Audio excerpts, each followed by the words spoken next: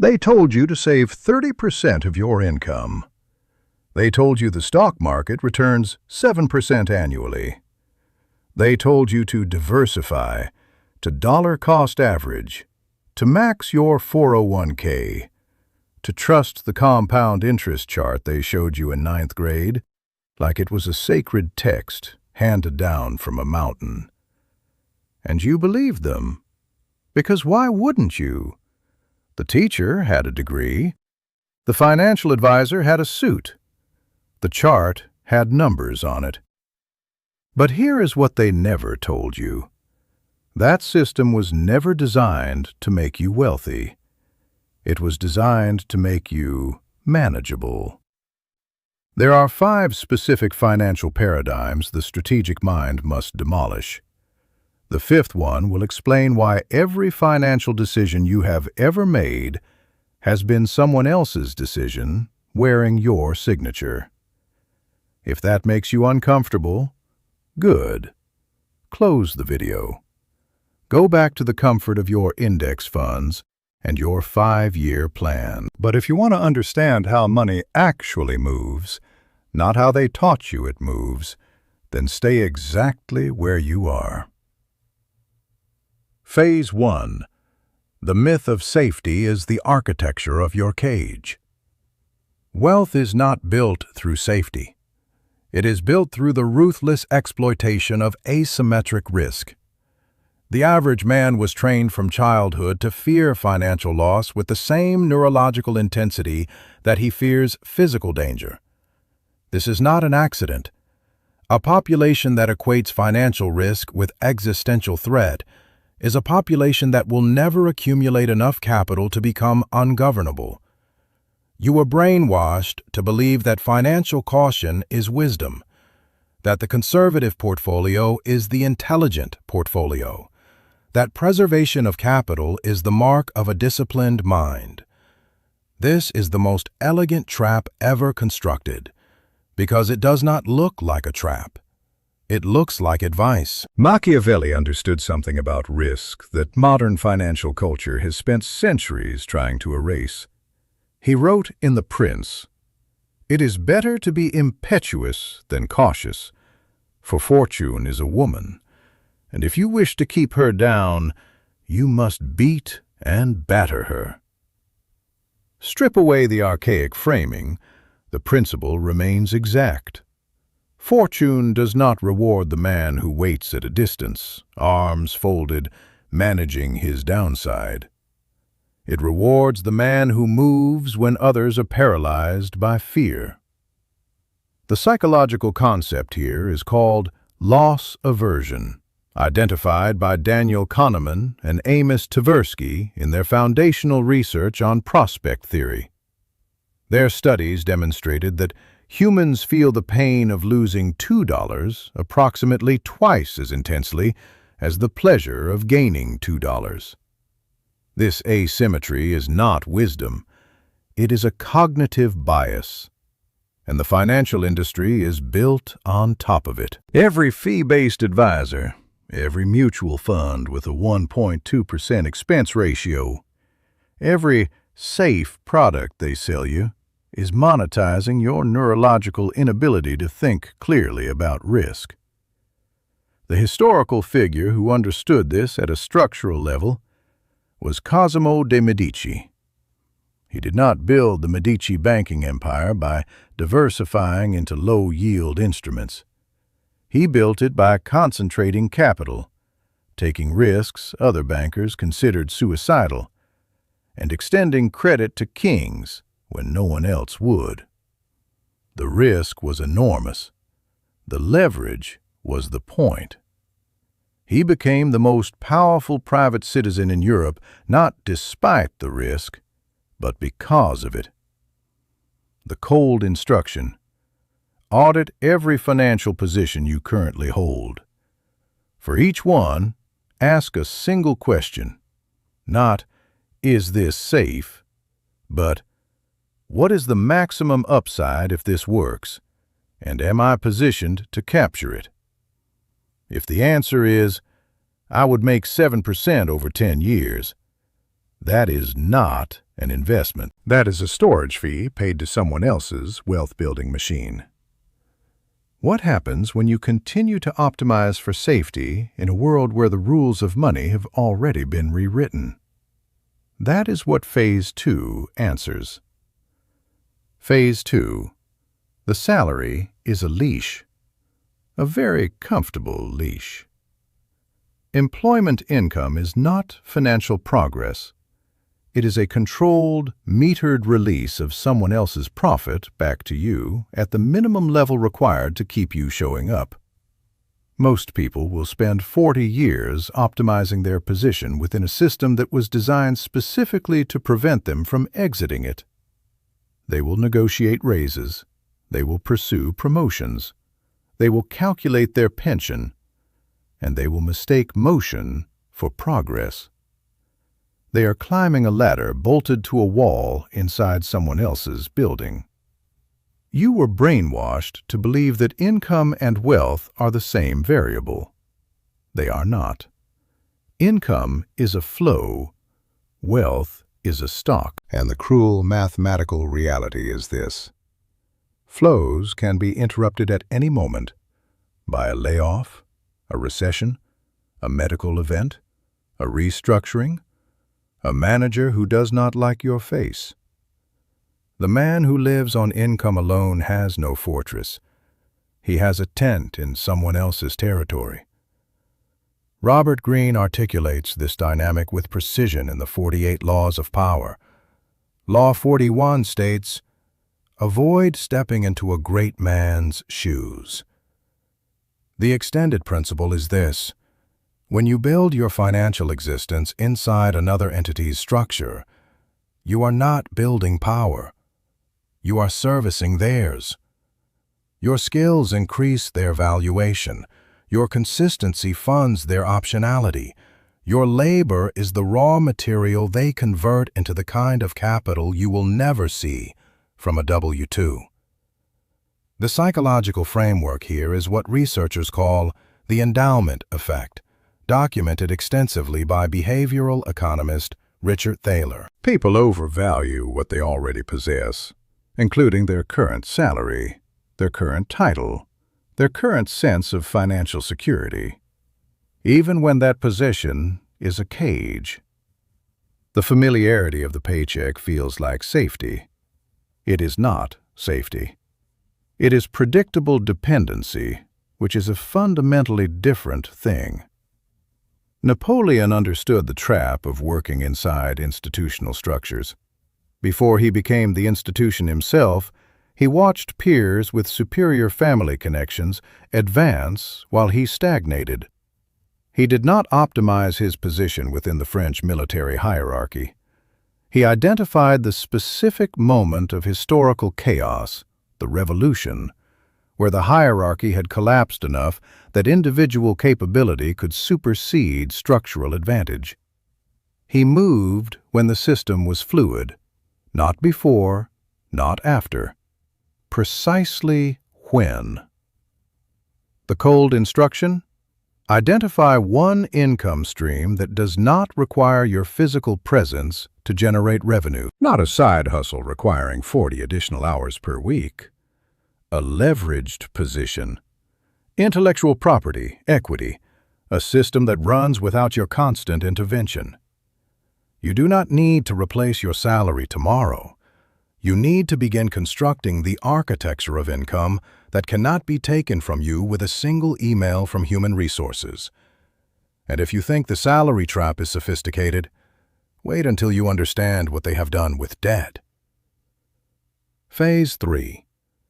Debt is not the enemy. Misunderstanding debt is there are two kinds of debt. One is a weapon, one is a wound. 99% of people carry only the second kind, while being told it is the first. Consumer debt, the mortgage on the depreciating lifestyle, the car payments, the revolving credit card balance, is not leverage. It is the monetization of your impatience. The financial industry has been extraordinarily precise about this. They did not convince you to go into debt by calling it debt. They called it a payment. They called it a monthly investment. They called it building credit. You were brainwashed to believe that debt itself is the pathology. This is what keeps most people from ever using the instrument that actually builds dynastic wealth: leverage. The controlled, strategic use of other people's capital to acquire appreciating assets faster than your savings rate would ever allow. Machiavelli's observation about power applies directly to capital. The man who waits until he possesses everything he needs before he acts will never act. The strategic mind uses what is available. Money you do not yet have is available, if you understand the difference between using debt to consume and using debt to acquire. The relevant psychological concept here is what behavioral economists call present bias, the tendency to discount future value so heavily that people consistently make decisions that harm their long-term financial position in exchange for immediate comfort. This is why the average American carries over $6,000 in credit card debt at 22% interest, while simultaneously investing in instruments returning 7%. The mathematics of this are catastrophically negative. And yet it persists because the consumption is now and the consequence is later. King Philip IV of France understood the weaponization of other people's debt at scale. When the Knights Templar, the medieval world's most sophisticated banking institution, held claims against the French crown, Philip did not pay. He dissolved the order, seized their assets, and had their leadership burned at the stake. The lesson is not the brutality. The lesson is this: he understood that debt is a relationship of power, not merely a relationship of obligation. The man who controls the terms controls the outcome. The cold instruction? List every debt you currently carry. Categorize each as acquisition debt, used to purchase something that generates more value than its interest cost, or consumption debt. Eliminate the second category with the same urgency you would treat a structural failure. Then, and only then, begin to understand how strategic debt becomes the accelerant. You are still here. Good. The fragile ones already left. Phase 4. Diversification is a strategy for people who do not know what they are doing. You were brainwashed to believe that diversification is sophistication. It is not. It is the institutionalization of ignorance. Diversification exists to protect the investor who has no edge. If you do not understand any particular asset class more deeply than the market consensus, diversification is rational. You are admitting that you cannot outperform random distribution, so you will match it. This is a reasonable strategy for a pension fund managing fiduciary duty for thousands of beneficiaries. It is a catastrophic strategy for an individual attempting to build asymmetric wealth. The average man diversifies into things he does not understand and calls it strategy. He has exposure to emerging markets he could not locate on a map, to sectors he cannot explain, to instruments whose mechanics he has never read. He is not investing. He is dispersing. And dispersion is how you guarantee mediocrity with mathematical precision. Warren Buffett, who is as mainstream as financial figures get, has said explicitly that diversification is protection against ignorance. His partner, Charlie Munger, went further. A concentrated portfolio in businesses you deeply understand will outperform a diversified portfolio of things you do not. This is not contrarian. This is the oldest principle of competence. The surgeon who operates on one organ is more dangerous than the one who operates on all of them. The psychological backing here is the Dunning-Kruger effect, documented by psychologist David Dunning and Justin Kruger. The investor who is most diversified is often the investor with the least actual knowledge, because genuine expertise produces genuine conviction, and conviction produces concentration. Galileo was destroyed by institutions that needed to maintain the credibility of the consensus. The heliocentric model was not adopted because the church suddenly valued truth. It was adopted when the evidence became undeniable.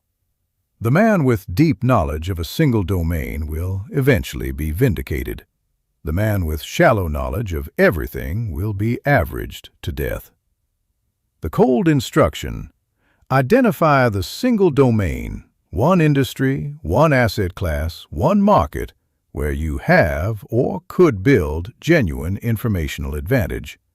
Not opinions, structural knowledge that is difficult to acquire and not widely distributed. Concentrate your study there before you concentrate your capital there. Comment below. I build in silence. Phase 5. The financial system rewards identity, not intelligence. This is the one they will never teach you in any course, seminar, or book written for mass consumption. The allocation of capital in the modern economy is not a meritocracy of intelligence. It is a meritocracy of perceived identity and network position. The average man believes that better financial decisions produce better financial outcomes. This is partially true, and the partial truth is what makes it so effective as a misdirection. Because the larger mechanism, the one operating above the level of individual decision-making, is a network of trust, credibility, and signaling that determines who receives access to the best opportunities before they become available to the general market. You were brainwashed to believe that the public market is where wealth is created. It is where wealth is distributed after those who built it have already taken their position. The people who generated life-changing returns from technology, from private equity, from early-stage capital allocation, they were not smarter than you in any meaningful cognitive sense. They were inside a different room, a room you were never told existed. Robert Greene's Law 3 from the 48 Laws is precise here. Conceal your intentions. But the inversion is equally true. Those with real power do not conceal their identity. They signal it relentlessly and specifically, to the right rooms, using the right language, wearing the right affiliations. The signal is not for you. It is for each other. The psychological mechanism is social proof, documented exhaustively by Robert Cialdini. Capital flows to where capital is already flowing. The man who cannot signal participation in credible networks does not receive the call before the deal is public. This is not conspiracy. This is the architecture of how trust scales in a high-stakes environment. Julius Caesar understood that access was the primary asset. He did not outfight his rivals through superior military tactics alone. He outmaneuvered them socially, financially, and symbolically, until his presence in a room changed the calculus of everyone else in it. He understood that identity is leverage, that how you are perceived in the right rooms determines what you are offered before the crowd is invited. The cold instruction: map the actual network that controls capital flow in your specific domain. Not the public faces, the people who make calls before announcements. Identify where that network convenes, physically, digitally, institutionally. Begin moving your presence toward the perimeter of that network. You do not need to be inside it immediately. You need to be visible to it. Now. Before you go, there is something you need to understand about this path. It is cold here. It is genuinely, consistently cold. The man who thinks with strategic clarity about money and power does not get to participate in the comfortable fictions that make social life warm. He cannot believe the financial advice at the dinner table. He cannot pretend that the system is designed for his benefit. He cannot take comfort in the idea that if he works hard and follows the rules, the outcome will be just. It will not be just. It will be mechanical. And the machine does not care about you. This is the exile, not the dramatic, cinematic exile of the man cast out of the city, the quiet exile of the man who can see clearly in a room full of people who have chosen not to. You will sit at the table and hear things you know to be false, spoken with total conviction by people you care about. And you will say nothing. Because the wolf does not explain himself to the sheep. Not because he is cruel, because it would serve nothing.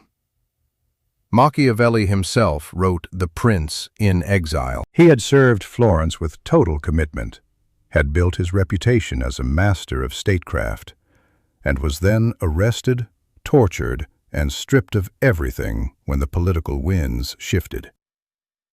He wrote the most penetrating analysis of power in Western history while broken, isolated, and politically dead.